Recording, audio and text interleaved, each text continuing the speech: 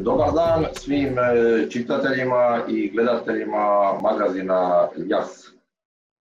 Kao što znate, zadnjih godinu dana nije održan, nažalost, jedan nautički sajam.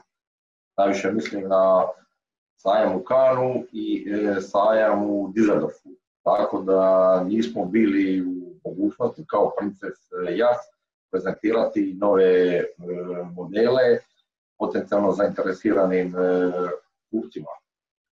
Prvenstveno se radi o novom modelu, novoj klasi, kako je u Jasu zovu Superfly, model X95, koji je prezentiran prije 2-3 mjeseca. Čekamo sada novi model također u X klasi X80, koji bi trebao biti prikazan do kraja ove godine, 2021. ukoliko ne bude problema sa COVID situacijom i, kao što sami znate, komplikacijama oko COVID-a u Britaniji.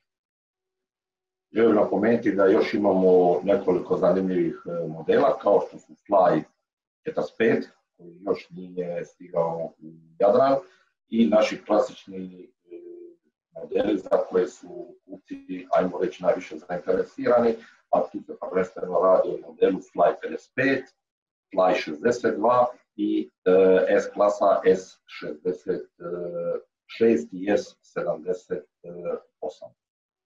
Što se tiče Princesa, znači još od novosti, prvi put u Jadran ovoga ljeta stiže i model V55, tako da će ga svi potencijalni klijenti moći vidjeti uživo. Što se tiče Princesa, znači to su za sada skromne novosti s obzirom na situaciju.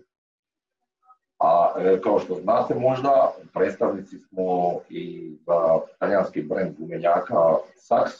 Tu isto se događalo, ajmo reći, jako zanimljivih, imamo novosti.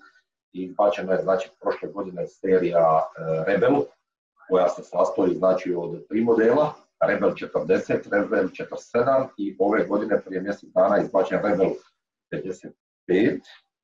Znači, potencijalni kupci će imati priliku prije ljeta u marini Jadrana isprobati model Rebel 40 koji je naručen kao demo.